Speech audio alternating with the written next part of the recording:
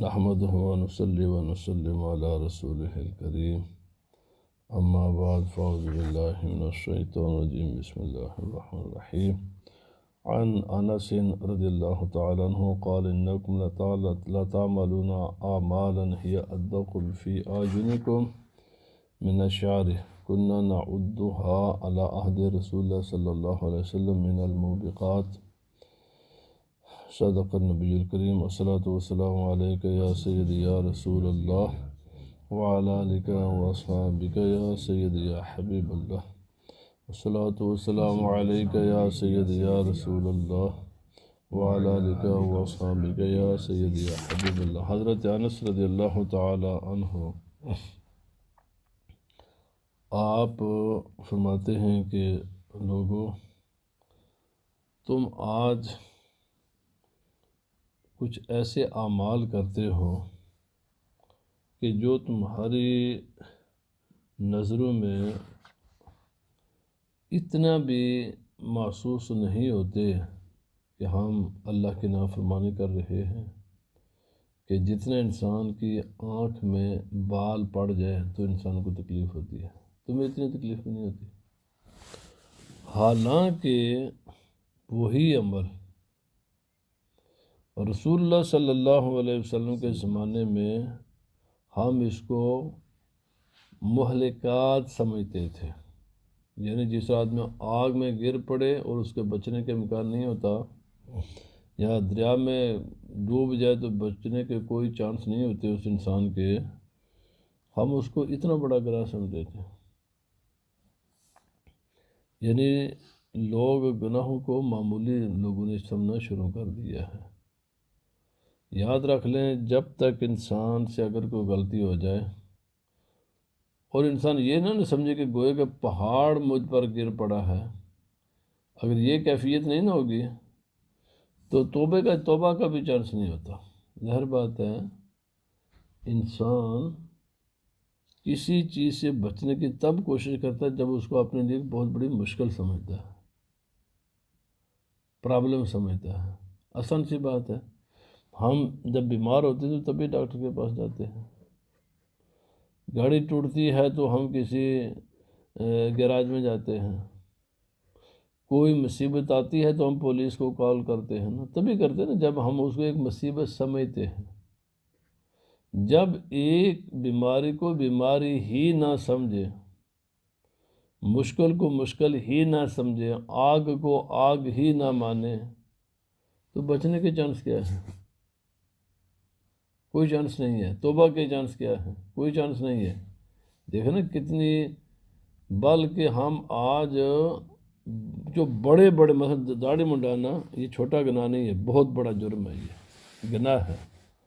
اور لوگ یعنی جب یہ کام کر رہے ہوتے ہیں تو ان کے دل و دماغ میں بالکل ہی محسوس نہیں کہ ہم ایک بہت برا کام کر رہے ہیں۔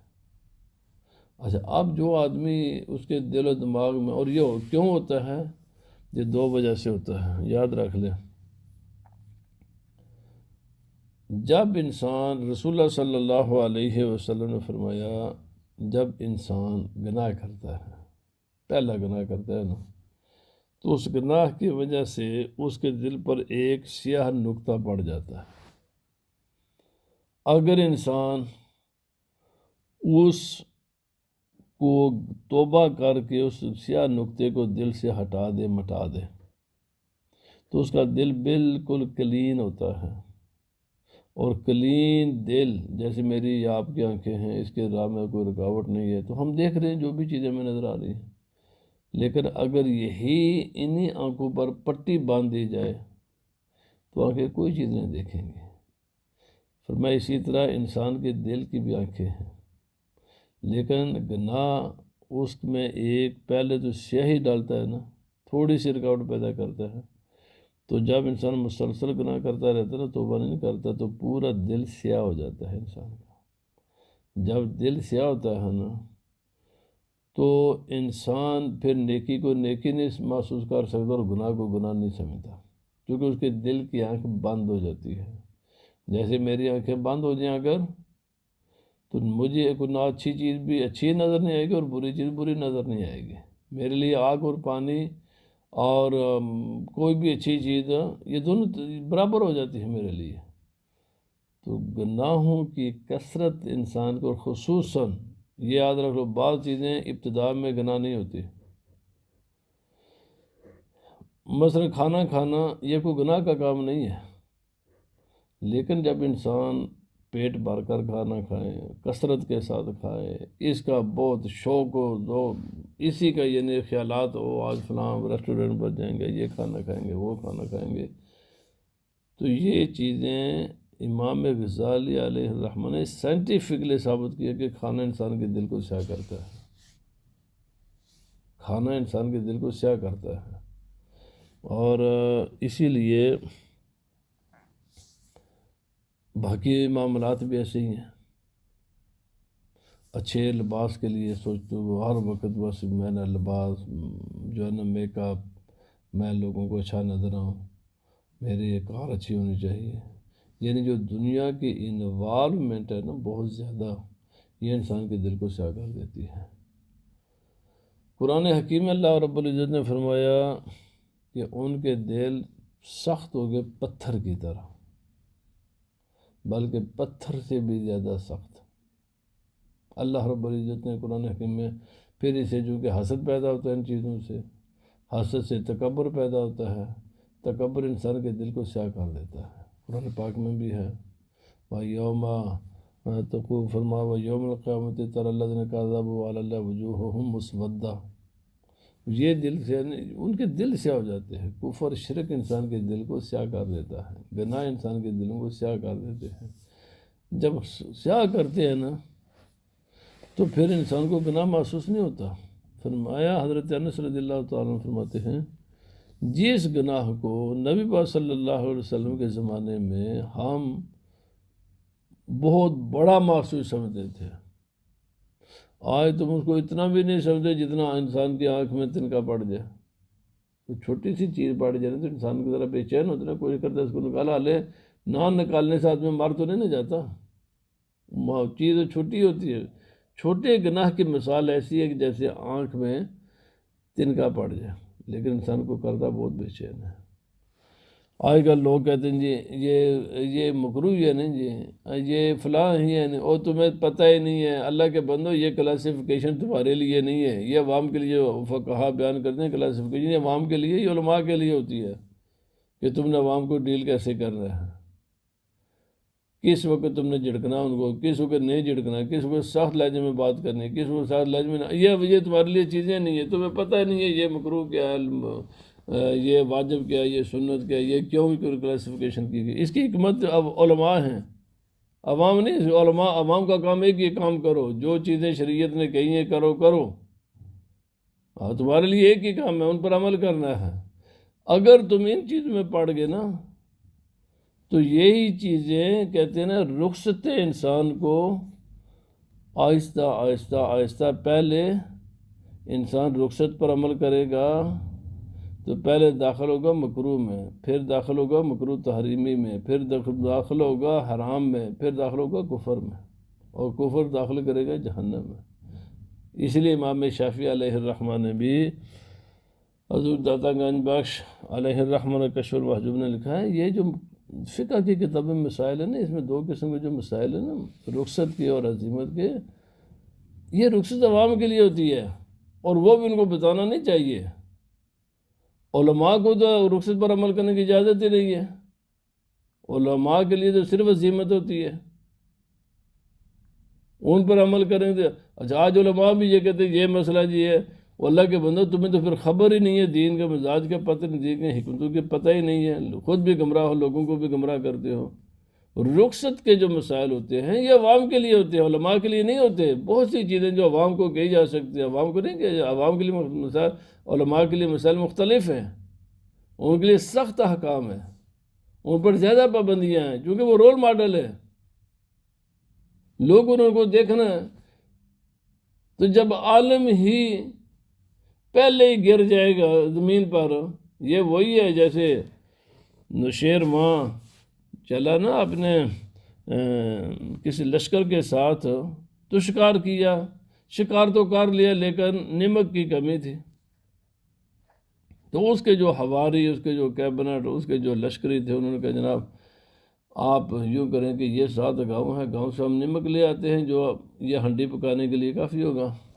تو نوشیروان نے کہا کہ یہ لو پیسے، اور پیسے دے کر نمک خریدنا ہے، کسی سے فری نمک نہیں لے کر۔ آلن نمک کیا ہوتا ہے جی؟ ایک چٹکی ہے، لیکن اس پابندی کیوں لگائی؟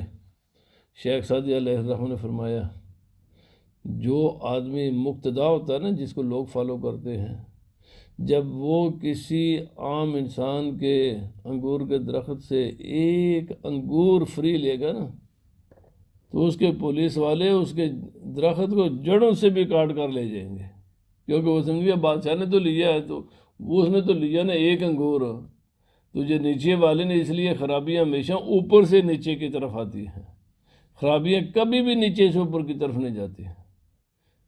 3 طبقے جب ٹھیک رہیں گے نا، تو سوسائٹی ہمیشہ ہی ٹھیک رہتی ہے۔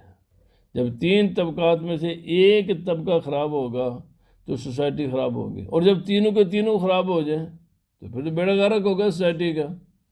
نمبر 1 حکمران، نمبر 2 تاجر، نمبر 3 علماء، کیونکہ عوام انہی تینوں کو دیکھتی ہے۔ ہر وقت جو بھی آدمی ان تینوں کو دیکھتے ہیں۔ ہم جب بھی کسی مجلس میں بیٹھتے ہیں، باتیں کس کی کرتی ہیں؟ سیاستدانوں کی کرتے ہیں نا، وہ فلانا یہ کر دیا، فلانا، کیوں بات ان کی کرتے ہیں؟ کیونکہ عوام سوسائٹی دیکھتی ہی ان تینوں کو ہے۔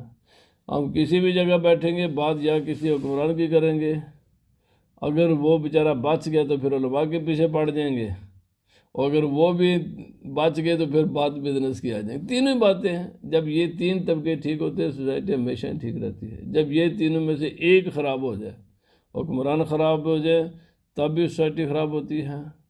حکمران ٹھیک ہوں، علماء ٹھیک نہ ہوں، تب بھی سوسائٹی خراب ہو۔ میڈیا بہت اہم رول پلے کرتا ہے سوسائٹی کو بنانے بگاڑنے میں۔ اور تیسرا طبقہ ہے تاجر۔ یہ جب تک ٹھیک رہیں گے سوسائٹی ٹھیک رہے گی، جب یہ گڑبڑ کریں گے تو سوسائٹی گڑبڑ ہو جائے گی۔ تو بہرحال حضرت ابو ہریرہ رضی اللہ تعالیٰ عنہ فرماتے ہیں ان اللہ تعالیٰ یغار وغیرۃ اللہ ان یاتی المرء ما حرم اللہ علیہ، فرمایا اللہ تعالیٰ غیرت فرماتا ہے، ہمیں غیرت آتی ہے نا، اللہ تعالیٰ غیرت فرماتا ہے، مگر خدا کی غیرت کیا ہے؟ فرمایا کہ خدا کی غیرت یہ ہے جن چیزوں سے منع کیا ہے نا ان کو کرنا۔ یہ ایسے ہی میں آپ کو سمجھانے کے لیے بات کرتا ہوں۔ یہ سٹرپ لگا دیتے ہیں پولیس والے، یا کبھی کوئی مختلف محکمے والے، یا یہ کون لگا دیتے ہیں؟ حالانکہ سٹرپ کی کیا پاور ہوتی ہے جی؟ یہ جو سڑکوں پر ایمبولینس جب آتی ہے تو وہ سٹرپ لگاتے ہیں نا، اس طرح کے پولیس والے، اگر کوئی ایکسیڈنٹ ہو یا کوئی بھی واقعہ جو تو سٹرپ لگا دیتے ہیں، اس کی کوئی پاور بظاہر ہوتی ہے؟ کوئی پاور نہیں ہے، ظاہری نظر میں اس کی کوئی پاور نہیں ہوتی، لیکن قانون کی نظر میں اس کی بہت بڑی پاور ہوتی ہے۔ عام حالات میں آپ قانون کی خلاف ورزی کریں گے نا، عام حالات میں تو قانون آپ کو معاف کر دے گا، لیکن جب یہ آئیکن لگے ہوتے ہیں نا سڑکوں پر، ان کو ہٹاؤ نا پھر دیکھو قانون تمہارے ساتھ کرتا کیا ہے۔ اس کو ہٹانے کا مطلب ہوتا ہے ملکہ برطانیہ کو چیلنج کرنا کہ بھائی اس کام کر رہے ہیں لوگ، اور انہوں نے یہاں ایک یہ رکھی ہے کہ بھائی تم نے ادھر داخل نہیں ہونا، تو اس کو تم نے ہٹایا ہے، تو اس کا تو معنی یہ کہ تم نے پورے ملک کے ساتھ بغاوت کی ہے۔ یہ بغاوت شمار ہوتی ہے، اور بہت سخت قوانین ہے۔ آپ ویسے عام تو شاید معافی ہو جائے، ان کی بالکل معافی نہیں ہوتی۔ اللہ کے بندو، حرام حلال یہ کوئی ہتھوڑے یا دیواریں، لوہے کی دیواریں نہیں ہیں، یہ خدا کے احکام ہیں۔ مت سمجھے کہ یہ کوئی بہت ہمارے سر پر ہتھوڑا کیوں نہیں لگا، کیوں ہتھوڑا نہیں لگا لہذا ہم حرام کرتے پھرے، ہم داڑھی موڑتے پھرے، ہم یہ کم کرتے، کچھ بھی نہیں ہوگا۔ بہت کچھ ہوتا ہے، تم خدا کو چیلنج کر رہے ہو۔ اللہ رب العزت نے یہ ایسے ہی ہے کہ جب کوئی آدمی ادھر سے سٹرپ توڑ کر اندر داخل ہو جائے نا، یا کون کو ادھر ادھر کر کے، تو سمجھے کیا ہوا جی، میں تو گھر پہنچا، ان پر یہ نہیں پتا گھر پہنچے تو آیا ہے کہ کل تیرے گھر جو لیٹر آئے گا نا اس کا نتیجہ کیا ہوگا۔ یہ ایسے ہی ہے، سڑک پر ہو نا لگے ہوئے کہ ہیں یہ کون وغیرہ، یہ جو کہتے ہیں بھائی ادھر داخل نہیں ہونا تم نے، اور آدمی وہاں سے توڑ کر آ جائے، ہٹا کر آ جائے، اور وہاں سے آنے سے لے کر گھر تک تو کچھ نہ اس کو ہٹانا کوئی بڑا مسئلہ ہے، اور نہ وہاں سے لے کر گھر تک آنا کوئی مسئلہ ہے۔ لیکن مسئلہ کب بنتا ہے؟ جب آپ کے گھر خط آتا ہے، جناب سرکار تم نے یہ قانون کی خلاف ورزی کی ہے، کورٹ میں آ جاؤ، ہم نے تمہارے خلاف ایکشن لینا ہے۔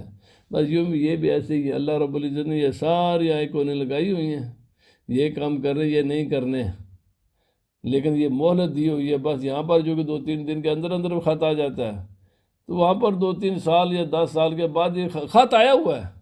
ہاں یہ یاد رکھ لو، خط اس کا آیا ہوا ہے، یہ قرآن پاک اس کا خط ہی ہے، یہ قرآن حکیم رسول اللہ صلی اللہ علیہ وسلم کے حدیث یا خدا کے خط ہی ہیں جو تمہارے گھروں میں آئے ہوئے ہیں۔ ان چیزوں کے قریب نہیں جانا، اگر گئے تو پھر اس کے جو رزلٹ ہے وہ تمہارے لیے خطرناک ہوگا۔ تو اس لیے اللہ رسول کے احکام کو سمجھیں، ان کو لائٹ ہلکا نہ لیں، مت سمجھے کہ ہم جو کچھ ہم کر رہے ہیں یہ کوئی بہت بڑی اچھی باتیں کر رہے ہیں۔ یاد رکھ لیں دنیا کی زندگی چند روزہ ہے، اور جب اللہ کے بارگاہ میں حاضری ہوگی تو انسان کے پاس کہنے کے لیے کچھ بھی نہیں ہوگا۔ اللہ پاک ہمیں عمل کی توفیق عطا فرمائے۔ الصلاۃ والسلام علیک یا سیدی یا رسول اللہ وعلی آلک و اصحابک۔